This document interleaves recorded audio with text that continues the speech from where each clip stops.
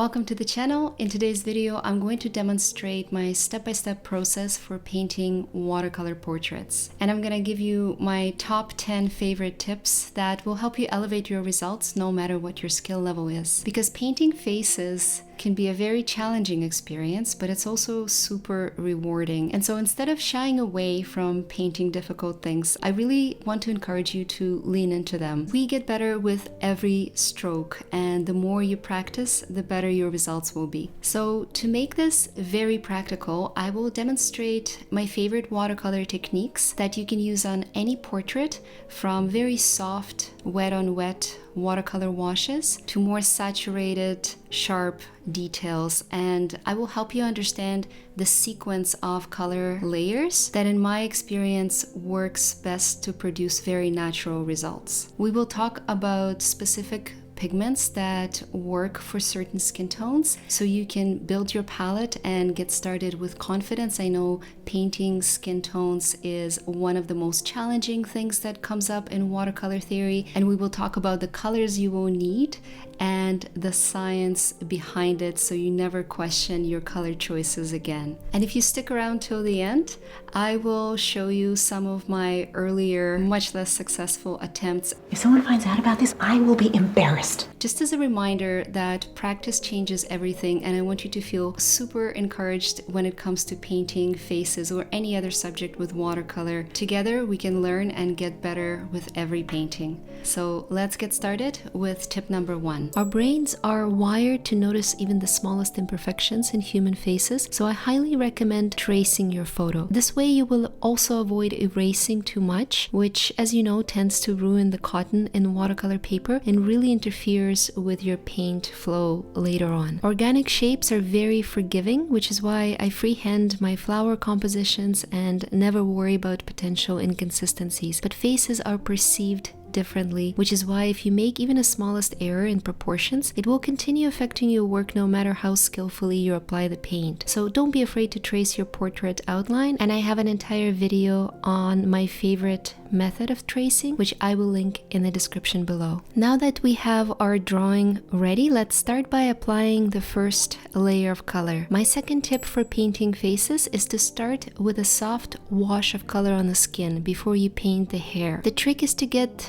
just under the hairline with your lightest skin tone so that when you follow up with the hair later on, you don't get any awkward borders, and the transition from skin to hair is seamless, just like in real life. In watercolors, we always paint light to dark because we can't erase or cover the surface with white paint like we would if we were using acrylics or another non-water-based medium. So start with the skin and you will be ready to follow up with hair strands that will fall around the face seamlessly in the next layer. Tip number 3 is all about the color palette, and I know you've been waiting for this one because it is tricky. Our instinct is to maybe use pinks or browns, but there's such a variety of other pigments, including greens and blues, that we will need to make up a truly natural skin tone. You may have noticed that I started with very watery layer of yellow ochre right around the lightest parts of the face. Then as you move down and away from the source of light, I'm switching to a mixture of burnt sienna and opera pink for my midtones. And finally, as we move into the shadow areas, notice that I will start reaching out for my blues and purples and maybe even greens later on. I will finish the neck with darker burnt sienna, and now I'm gonna add some burnt sienna wet on wet around the eyes and the nose shadows. The cheeks have this hint of some blush, so you may want to reach out for something more red, and I really came to like vermilion, or in other brands it's often called Scarlet Lake. I'm using Scarlet Lake from Winsor & Newton. I apply the same color as base hue for the lips, leaving a small highlight without any pigment, and now also inside the ear.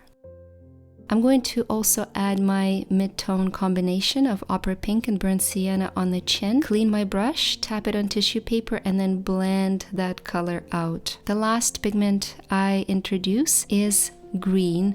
My favorite is aqua green from Winsor & Newton. It's very subtle bluish green, and it works amazing for light skin tones. When light hits the skin directly, it's absorbed by the red blood cells in those thin veins just below the surface. This causes the skin to take a warm pinkish hue. However, the light that is reflected back from the skin has a longer wavelength and it appears cooler, giving the skin a blue and sometimes even greenish cast. In general, I want you to know that the intensity of this blue or green skin undertone can vary based on a number of factors, including the thickness of the skin, the amount of melatonin present, and a whole bunch of other things. But in general, people with lighter skin tend to have much more noticeable blue and green undertones. So when we paint, it's important to capture these undertones because they really do impact how realistic your portrait will look. And I will add a bit of that same color on the nose shadow, then build some shadows around the eyes using burnt sienna, and the second layer of skin is done. Now we can paint the hair, which leads me to tip number 4. And if you enjoyed this tutorial and want to learn more about other skin types and the colors that work best for darker and maybe more olive skin tones, give this video a like and leave a comment below on what you would like to see, and I'd be happy to do another tutorial on portraits. Pay attention to the direction and intensity of your light source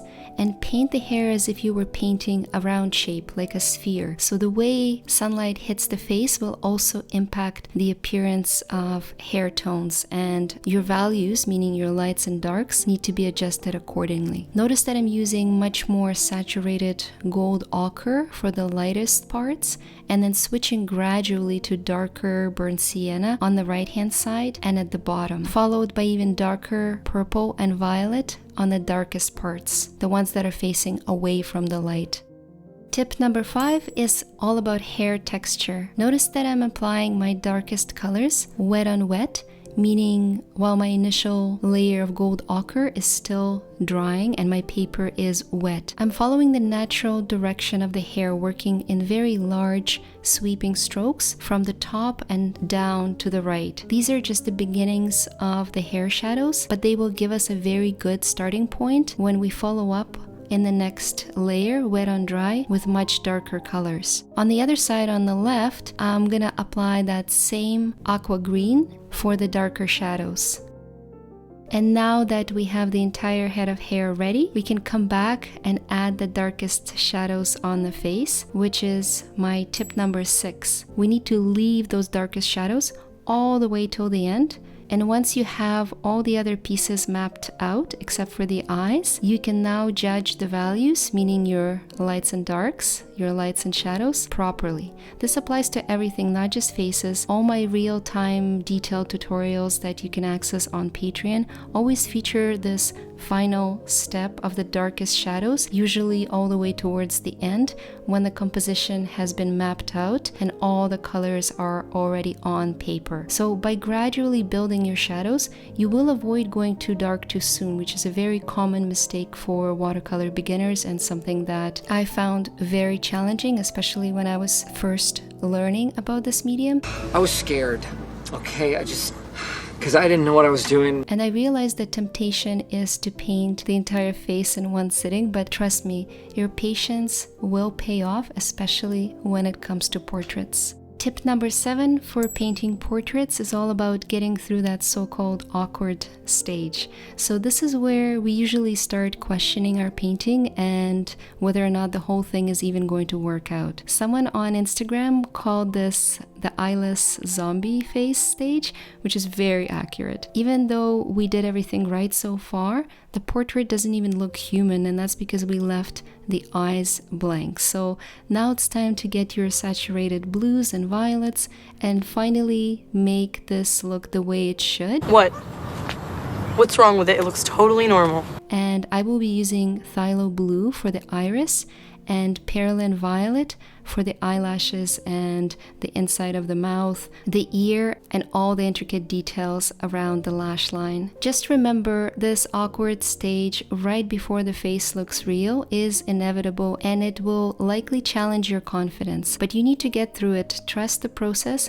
and put down those large blocks of light color before you start adding the details. Getting over the awkward stage is necessary, and it happens to all of us. It can be frustrating at times, but do allow allow your initial layers to dry out completely. Start with those larger shapes and blocks of color and then gradually add in the small details when everything else is ready and dry. So you can enjoy the final reveal and working with your smallest brushes wet and dry. By the way, I'm using Escoda Chronos brushes, my favorite since 2022. It's 90% synthetic, the best synthetics I've ever worked with.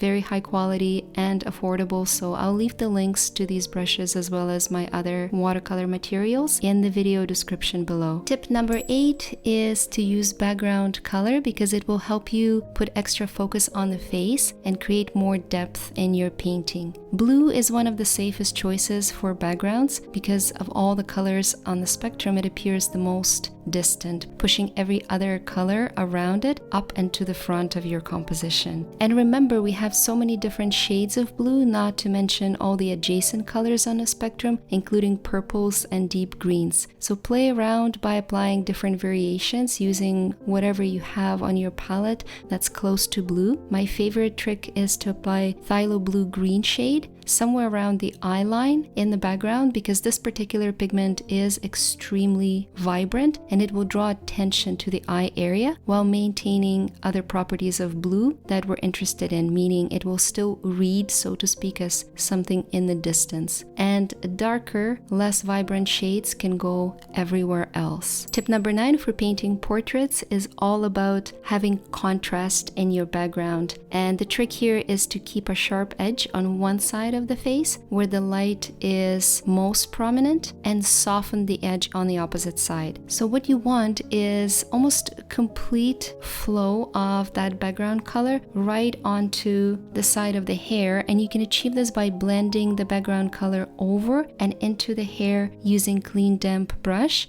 like I'm doing here. So don't be afraid to let your background shadow just spill over the hair and even into the skin tone if you're using a different reference and you have some skin on that side as well. You really want the audience to perceive this entire side as being in the shadow and forget that there's a border between the human subject and the colors in the distance. This way, the eye of the viewer will naturally gravitate towards the other side, which is exactly what we want, and that's where we want them to focus on to really appreciate all the intricate brushwork around the eyes. Finally, tip number 10 is don't get discouraged if your portrait doesn't turn out exactly as you've envisioned. This is totally normal because painting is a process of trial and error, and every painting we do, even the ones that we don't like, are a step towards a level of mastery that you have in mind. So don't worry about your results yesterday or even today. It's all about learning and growing as an artist. I've been teaching myself how to paint faces for years, starting with this amazing family portrait. I mean, this is just perfection. I was like 5, I think. My drawing skills improved a bit over the years, but when I started working seriously with watercolors, which was about 10 years ago, I felt like I didn't know what I was doing again, and it took several years to understand how to paint a face, a lot longer than it took me, say, to learn how to paint flowers or birds. But I kept practicing, and little by little, things started getting a little bit easier. So if portraits is what you love to do, if this is what you find really exciting because it allows you to express your creativity, then I encourage you to continue experimenting, and you will see your skills, your style, and confidence grow with every portrait you paint. And if you want to learn more specifically about painting eyes, not just human eyes, any eyes, do watch this tutorial that you see on the screen right now. And did you know that over 50% of the viewers on this channel are watching without subscribing? So please do subscribe if you don't want to miss the next video, and I will see you next week with fresh watercolor tutorial. Thank you for watching and painting with me.